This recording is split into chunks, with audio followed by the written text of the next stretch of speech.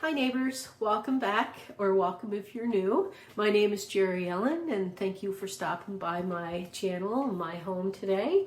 In this video, I am going to be making a freezer-ready meal to take over to my son and his partner. I like to call it Tex-Mex Shepherd's Pie. It's just something I throw together that the family enjoys, and I thought that maybe I would share it here because somebody may find it enjoyable as well. And maybe somebody else might want a freezer-ready meal. And I'll tell you what to do when you have to take it out of the freezer and bake it off, and you'll get all the info you need. And I'm going to be finishing the tree in the living room. And then I'm going to come back in here and I'm going to make homemade hot chocolate so that I could have some hot chocolate with my hubby. I think he's picking up some Kahlua on his way home from work for his hot chocolate. It's actually like after I made the freezer meal and everything, but yeah, I'm just waiting for Grain to come home so I can make the hot chocolate. That silly microphone wasn't working. I didn't sync it properly to my new camera. I'll have that ready for the next time. I learned how to do it. But right now I'm going to do a voiceover. Across the screen I put a seasoning mix for Tex-Mex seasoning that you can use in your ground beef or your fajitas or whatever you want to do. I'm making Tex-Mex Shepherd's Pie to take over to Casey, and you can use like a pound of ground beef. I have 380 grams actually of ground veggie because they eat a lot of vegetarian, so I'm using ground veggie, but you can use ground beef, ground chicken, ground turkey, whatever you want. I was running low on my Tex-Mex seasoning, so I put some Tex-Mex seasoning in there, and I'm adding a little bit of cumin to it. And now I am going to add a diced up onion, whatever size you feel like putting in your dish, really. And I'm adding 2 diced up bell peppers. I have yellow ones that I'm using, but you could use whatever color you want. You can use red, green, yellow, orange, up to you, whatever you want. And I'm just going to fry everything up until the vegetables are nice and tender. And if you were using ground beef, you would brown your beef until there was no pink in it, you know, and then saute up your veggies in with it.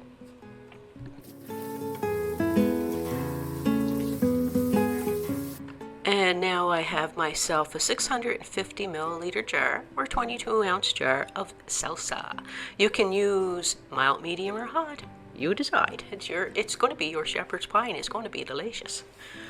So what I'm going to do though is I'm going to add probably like 1/3 of a cup of it into the bottom of this pan that I'm going to be assembling the dish in. And the rest of it I am putting in the dish itself, in the mixture.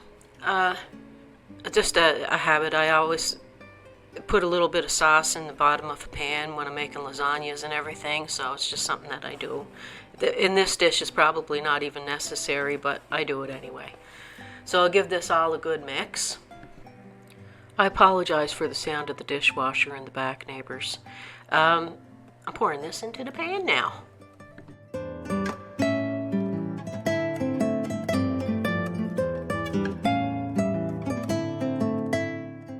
So I made some mashed potatoes. Now you can let them cool for a little bit and mix some grated cheese through it.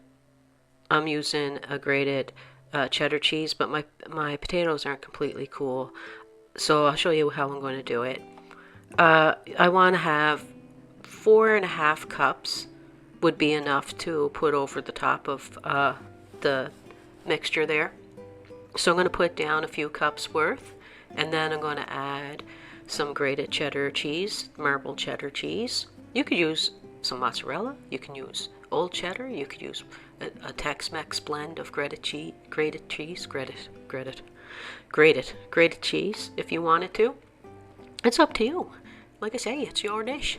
And then I'm going to put more potato on, because I don't want just all the cheese sitting on top of the potato. I like for when it bakes that you can see the potato too with the cheese. So a lot of times when I make this, I mix the cheese through the mashed potatoes and then scoop the mashed potatoes on. But my mashed potatoes were kind of hot to do that. And I didn't want the cheese to be all melty when I'm trying to scoop it on. And right there, what I'm doing now is I'm trying to make sure that I seal along the edge, along the perimeter of the dish, because when it bakes, I try to prevent the sauce from bubbling up onto top of the potato. So I'm just sealing around the edges there. And for my freezer meals, I like to put some parchment paper before I put a couple of layers of foil.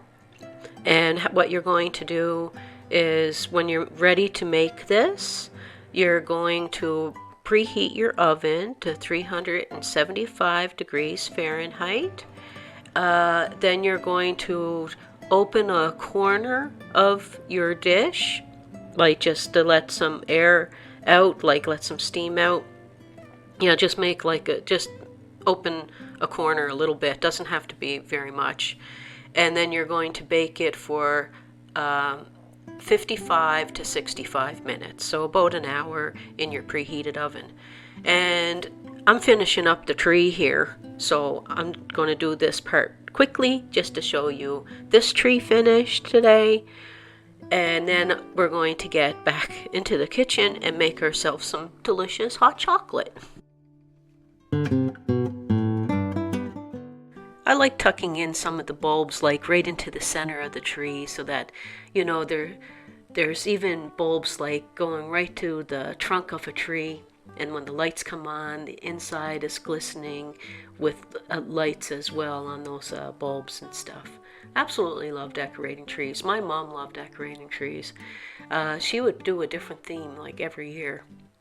Yeah, she loved it. I am trying to put this angel on top of on the top there. Good luck to me.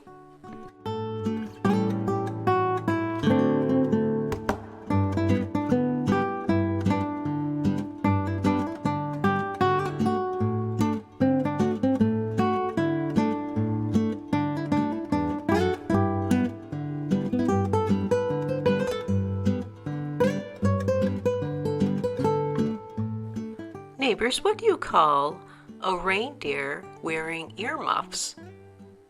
I'll give you a second. Anything you want, because he can't hear you.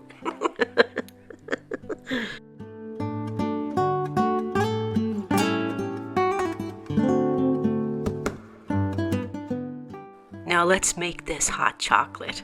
Absolutely love having hot chocolate, especially when you're sitting in front of a fireplace or in front of a Christmas tree or any kind of lights. I have 2 cups of whole milk, and I'm going to add 2 cups of heavy cream. Now, or you can just use half and half. Also, when we were growing up and my mom would make it for us, she would use carnation milk. I know some people don't like canned milk. I absolutely love it. But I'm making it this way tonight for you all. So that 4 cups in total when it's all together there. And then you're going to get yourself 1/4 cup of unsweetened cocoa. I'm using this dark chocolate one, but you use whatever one you want. It's unsweetened. So 1/4 cup. And then I'm going to add 1/4 cup of regular granulated sugar to that. And I'm going to give it a little bit of a whisk together. Then I'm going to add, you can add a teaspoon or 2 of vanilla extract and mix that together.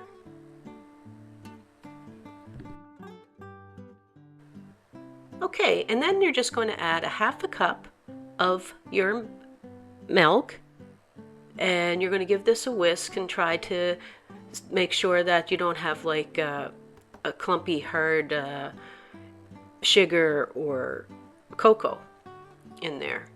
And then I have this on a medium heat on the stove here. And then you're just going to add more of your milk, and when this starts to really get hot and blend it together really well, I'm going to add 1/2 cup of semi-sweet or bitter chocolate chips to this.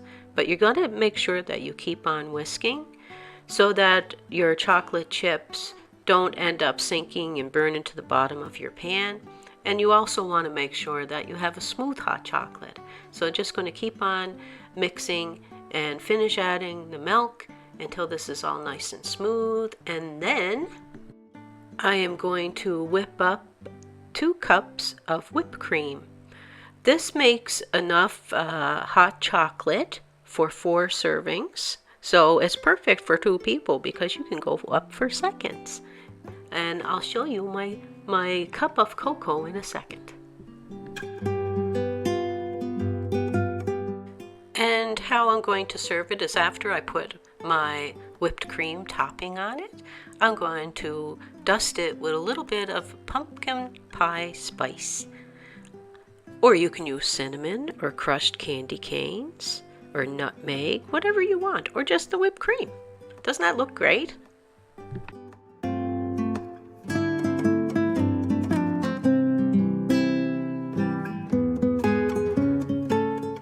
I will leave the recipes in the description box under the video, and I appreciate you all, and I thank you all so much for being here. Peace, love, and God bless. Take care, everyone. Bye.